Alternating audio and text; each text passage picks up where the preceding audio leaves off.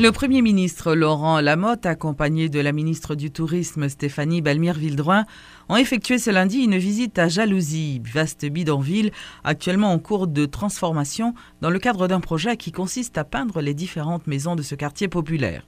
Le chef du gouvernement a profité de sa présence pour visiter les maisons construites dans le cadre du projet 16-6. Le Premier ministre et la ministre du Tourisme étaient ce lundi en visite dans le quartier de Jalousie pour voir de leurs propres yeux les maisons de ce grand bidonville qui viennent d'être repeintes. Un projet que la primature supporte totalement, a fait savoir Laurent Lamotte. En ce sens, le Premier ministre annonce d'autres programmes dans Jalousie pour faire de ce quartier une zone plus attrayante. Nous allons continuer, nous allons adokiner 2 km de route dans Jalousie. Nous allons mettre l'électrification avec panneaux solaires. Il y a plus que 80 panneaux pour l'installer là. Nous allons ranger, nous allons équiper les centres de santé là. Nous allons continuer à investir dans le bloc sanitaire, dans l'espace de jeu, il y a un terrain et basket que nous allons faire là pour que la jeunesse soit capable d'amuser dans Jalousie de manière à ce qu'elle soit capable d'épanouir. Parce que c'est important pour nous investir dans la population, pour nous investir dans le peuple. Pour sa part, la ministre du Tourisme, Stéphanie Vildroin, souligne que Jalousie doit devenir désormais une attraction touristique pour les visiteurs à Pétionville. Je dis à nous Jalousie, nous avons une belle peinture sous caillou, côté nous que je dis un tableau.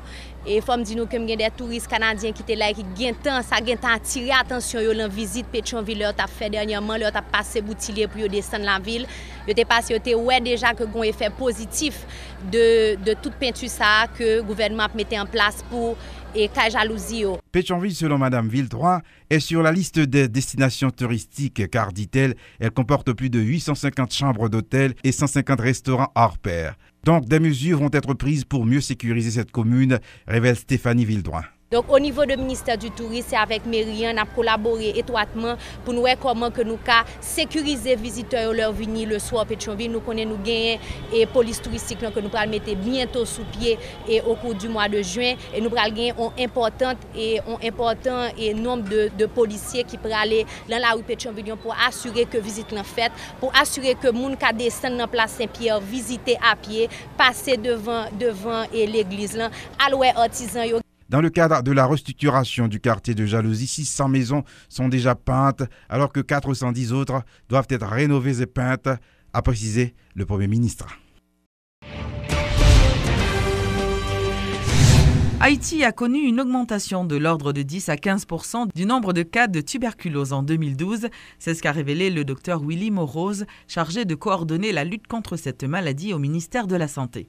Le docteur Morose attribue en partie cette augmentation à la promiscuité qui règne dans les camps de sinistrés depuis le séisme. La pauvreté, la promiscuité, et qui rendent ceux qui sont proches des patients qui ne sont pas placés sous traitement et les rendent vulnérables parce que comment on attrape la maladie d'abord, c'est les bécas véhiculés par la tour, la parole, le chant et l'éternuement, c'est comme ça et vous comprenez pourquoi la promiscuité, le fait de vivre sur des tentes, et énormément de gens vivent sous un même toit et quand l'air ne se renouvelle pas, c'est très facile de respirer l'air que des malades et l'air contenant des bécas dans l'entourage des malades. La tuberculose a préexisté au temps de tel. La tuberculose était là, c'est une maladie séculaire évidemment qui est là depuis longtemps, mais des situations catastrophiques comme le tremblement de terre augmentent les facteurs de risque. Oui, mais on avait combien avant?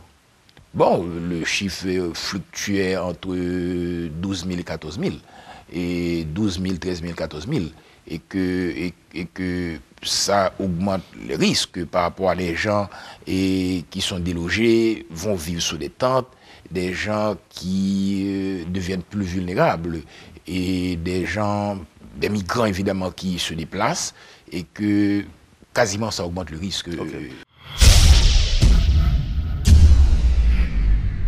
Au moins 35 personnes sont condamnées, 18 autres ont été libérées. C'est le bilan des assises criminelles sans assistance de jury qui ont débuté le 14 janvier dernier. Le doyen du tribunal de première instance de Port-au-Prince, maître Jean-Michel Raymond, a annoncé que les prochaines assises criminelles sans assistance de jury se dérouleront après la période pascale et dureront 5 jours. Le tribunal l'a poursuivi normalement avec activité quotidienne, à la seule différence depuis 14 janvier, nous gagnons une session criminelle sans assistance des jurys, qui a fonctionné 3 fois par semaine. Et immédiatement après la festivité pascale, nous avons gagné une session criminelle sans assistance des jurys, qui a fonctionné chaque jour. Excepté la chambre des référés qui a fonctionné parallèlement avec la session criminelle et sans assistance des jurys, tout l'autre salut a bloqué. Pour assister à ça, grosso modo, moi qu'on ait gagné 35 condamnations, gagné 18 cas de libération. En gros, mais il n'est pas exhaustif. Lancement vendredi dernier par le ministère de l'Agriculture de la campagne agricole printemps-été 2013, supportée par la USAID à travers le projet Winner.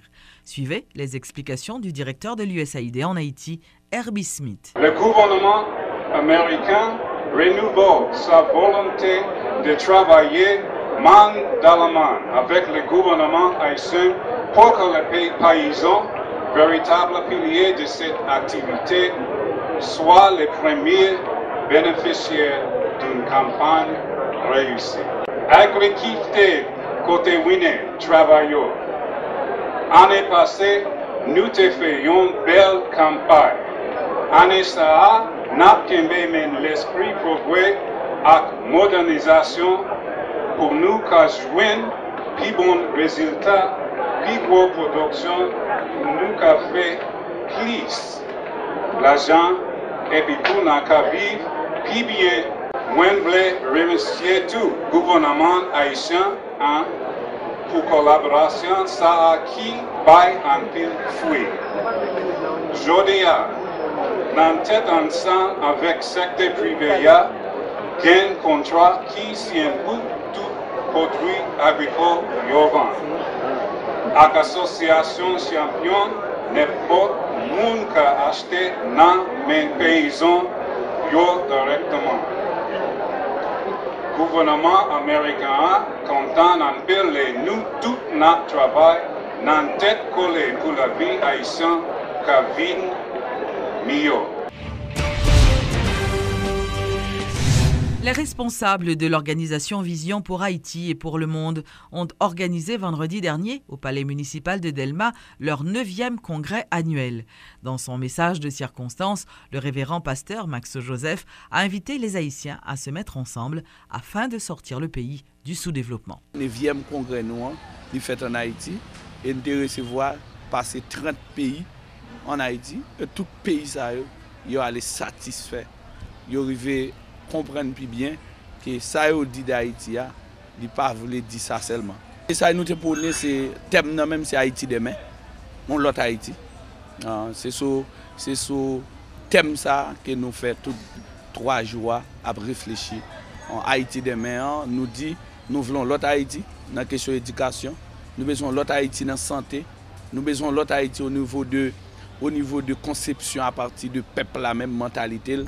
Nous te chita sur ça et nous te plus à parler de nouvelle Haïti pendant tout moment et puis vendre Haïti pour maintenant convaincre l'autre nation Haïti pas périr. Et après ça tout nous te toujours font projection internationale parce que nous te pile pays là nous te voulons vendre Caraïbes là, vendre l'Amérique latine comme espace qui est capable de servir comme un réseau pour nous faire un impact mondial au niveau ni spirituel, mais au niveau social, tout, au niveau économique.